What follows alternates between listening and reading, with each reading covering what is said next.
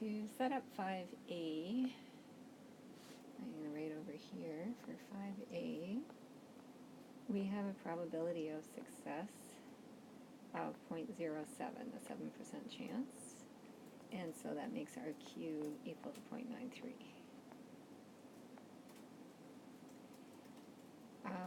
If we are being asked for the probability that it runs out of gas one day in the next week, then that's out of 7 days. We want 1 day for the success to take place. And so if you're setting it up as a binomial approximation, then we want 1 as the exponent on the 0.07, and we want 6 on the exponent of the 0.93. And then when you work that out, that will give you the probability of exactly 1 day.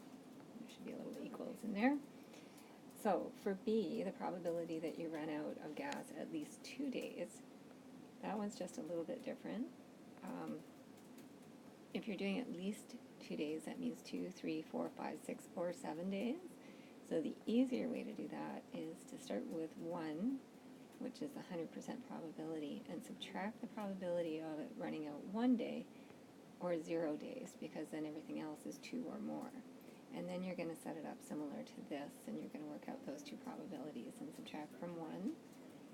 And then for part C, the expected number of times that the gas station runs out of gas, that's just an expected value. You already have the probability of it running out of gas, and you just have to multiply by the number of days, and that will give you the expected number of times that they should run out of gas in 1 week.